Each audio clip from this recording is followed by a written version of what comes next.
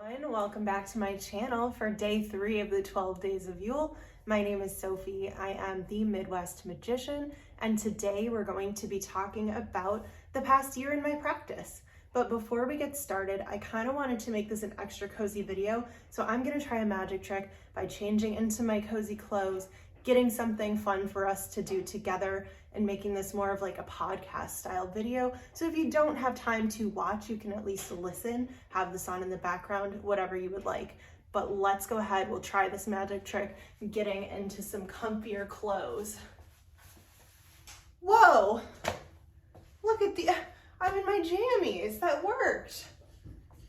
Was that like the cheesiest thing ever? I kind of hope it was. But I think what we're gonna do is get cozy. I'm gonna put in a video of me completing a coloring book page, and I will voice over talking about the last year in my practice. So if that sounds interesting to you, please keep watching. We'll get started right now. Okay, friends, bear with me because I do have cats that are running around the house, but we'll go ahead and start. Reflecting on this past year of my magical practice is actually a totally new idea for me. Often I find that I'm always looking to the next thing, which is exciting and new. However, it leaves my accomplishments in the past. I like the idea of recalling what I've been working on. The main takeaway from my practice in 2023 is that nature is the very core of everything for me. Nature will meet you exactly where you are in life. It has no expectations of you. It accepts you as you are. My practice this year has been very hands-on. I began the year finding out that I have some reproductive issues, and that news was not a surprise, but it was disappointing, as in 2020 I had undergone a procedure to remove the problem and it is now back. While it did feel like a setback, it empowered me to begin exploring a more natural approach to my health. I have always been interested in herbs and herbal medicine, and this gave me the push I needed to get started on that path. I ended up doing a lot of research on what different herbs could help me, and while I still have some problems, my symptoms now at this point are almost non-existent. It took, I would say, about 3 months of making my herbal teas consistently every day to have basically no symptoms, but it was really something that gave me a lot of hope, and I'm going to continue with my herbal teas. So again, I know I had talked about in my first video doing an apothecary tour. That is actually something that some people have been commenting on and giving positive feedback to. So we definitely will. And in that video, I can explain a little bit more the different herbs I used for my reproductive problems. But moving into the springtime, my excitement about the magic of herbs grew as my husband and I began assembling 3 garden beds, which actually was more like 6 garden beds. There is a divider in the center of all of them. So that's kind of calling back to my practice this past year being more hands-on. I was very excited to start some green witchery and get my hands in the dirt. So we have been composting for around 4 years now, and this is the first year that we've been able to have a yard and have a garden. So preparing the beds really just reminded me of the circle of life, how everything is returned to the earth, how everything is used to continue life. It strengthens my bond to my practice, as I can see the connections between the life cycle and the wheel of the year. And it's really something that can easily be forgotten, even though it is happening right outside of our window. We do take that, at least I do take that for granted sometimes, and I leave it on the back burner. So, As the earth, warmed up and the days grew longer, I found myself yearning to rely on my mother, the earth. I started spending a lot more time outdoors, even just relaxing in a hammock, sitting outside, putting my feet onto the bare earth, looking for four-leaf clovers in the backyard, and finding some. That was so magical. There was one day where I found four-leaf clovers. My husband found three, and on a walk that we had the same day, he found a five-leaf clover, which I didn't know existed, but apparently they're more rare than four-leaf clovers. So that was really exciting for us. I found myself opening the curtains to the house more to enjoy the natural light and drying my herbs outside, also drying our clean laundry outside. That's something that I very much look forward to and miss, is being able to throw the laundry outside and bringing it in and having it feel extra fresh and charged from the sun. I really love relying on the sun's strong yet gentle glow. It's very rejuvenating, and it's something that I'm very much looking forward to returning.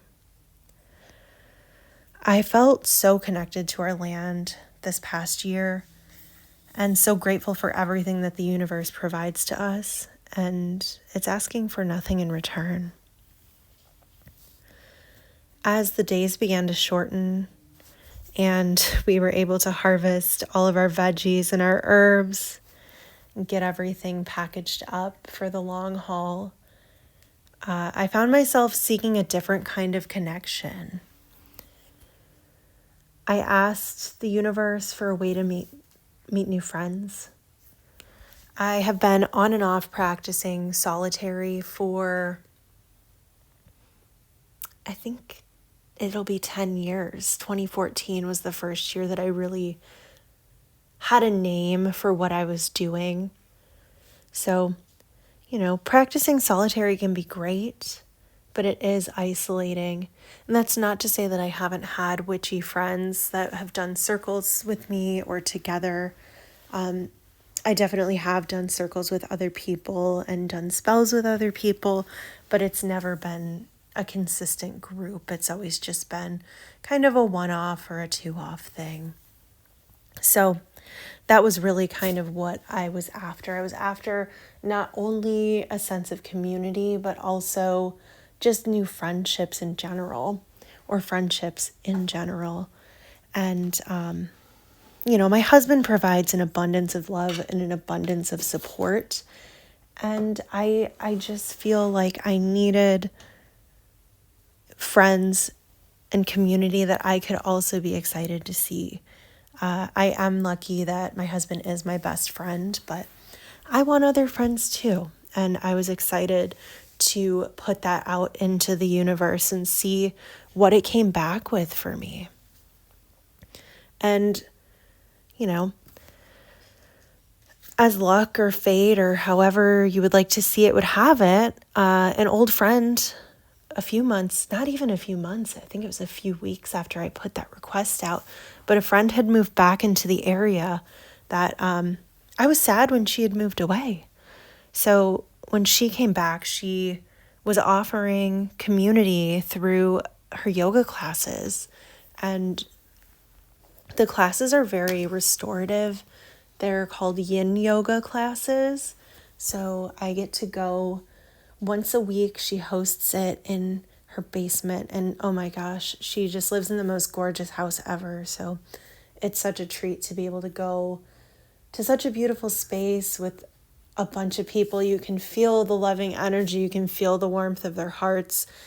It's just really nice to have that community and have that restoration and be able to just kind of exist once a week. Yin yoga is not strenuous. It's about 5 to 6 poses within 1 hour. So it's really nice to just feel the poses and let yourself relax and let yourself be. So I really enjoyed finding community through her yoga classes. And I've enjoyed reconnecting with her. We've hung out several times since she's been back. So I'm very happy with that. I'm very grateful for the universe for, aligning our paths together once again. And most recently, I was looking for community within the witchcraft sphere, which I don't think she practices witchcraft. I think she's open to ceremonies and things like that, but we haven't really had that discussion.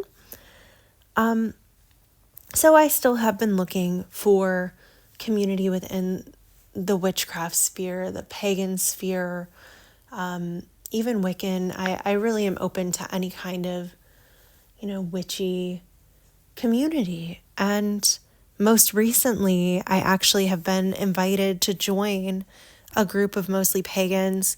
They meet for all of the full moons and all of the new moons, as well as all of the Sabbats.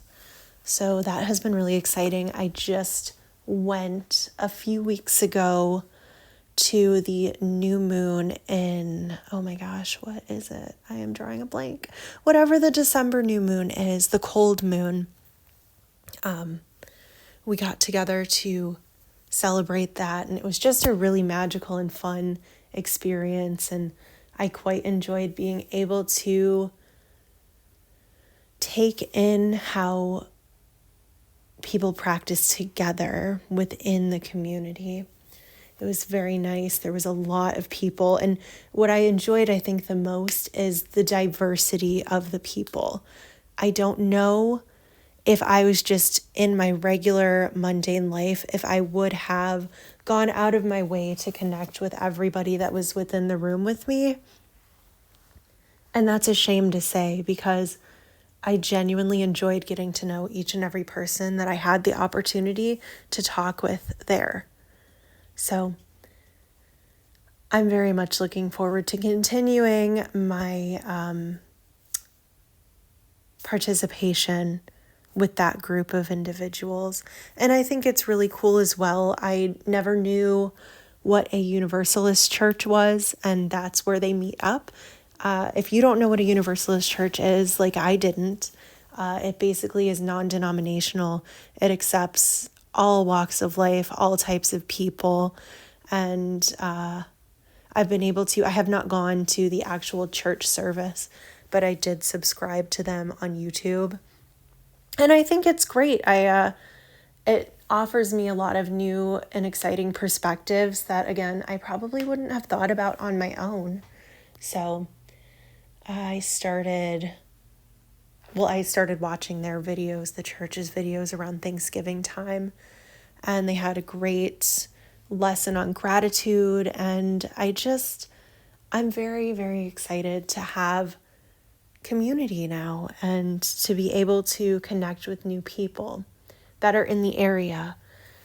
And I guess the last thing for this year is this YouTube channel. I am so grateful for Ivy, the occultist, for creating this challenge. I have been wanting to start a YouTube for I don't even know how many years, and I just haven't had the confidence to do it. And for whatever reason, this challenge has given me a lot of inspiration. I feel very excited to talk about my practice, and I feel very excited to have something to talk about. I think getting started on anything new is difficult because it's just getting the motivation to start, whether it be a YouTube channel or going to the gym or anything like that. I think it's just getting started is always the hardest part. So I'm very grateful for this reason for me to get started. I feel like it's going to kind of revamp my craft and have me excited to practice more frequently and share my journey. I'm excited to see in this new coming year where this channel goes. And I've already, the first video was only published today, and I've already made so many amazing connections with people. Everyone has been super encouraging and man, I didn't even expect to get 5 views on my video, and somehow it's over 100. So thank you so much if you're one of those lovely people that has watched or commented. That is absolutely mind-blowing that just the first video has gotten even this much support and has given so much, community and connection. So really, those are the things that I at least wanted to touch base on. To wrap it up, I guess I'm going to just return to what I found to be the most important thing for this year for me. And again, that is that nature will meet you exactly where you are in life. If you're feeling disconnected, nature is the way to go. Turn to the universe, turn to nature, go outside, even if it's cold out like it is now. We're looking forward to the sun returning and the light coming back slowly every single day. But even if it's cold, you can connect with nature. It will meet you where you are. It has no expectations of you, and it accepts you for who you are. So that is really all of the main points for my practice for this year. Again, it was very hands-on and less studious outside of the herbal research that I did. It was a lot more hands-on. So I know there's a prompt later in this series for where your practice is going to go, but just a little preview into that. I do plan on kind of sitting down and doing more spell work and more ritual and reading a lot more books. So I'm really excited and looking forward to that. I appreciate it if you made it this far in the video. I cannot wait to share my plans for the next turn of the wheel, and I am going to call the video here. I'll insert a photo at the very end of our completed little witchy cottage that I have been coloring away at. I don't know if you could tell, but I was using a gray marker and it completely ran out of ink. But anyways, I am going to sign off. Thank you so much for watching. Thank you so much for being here. And thanks for helping me build the confidence and giving encouraging words. It means a lot to me. Thank you all. Until next time. Bye-bye.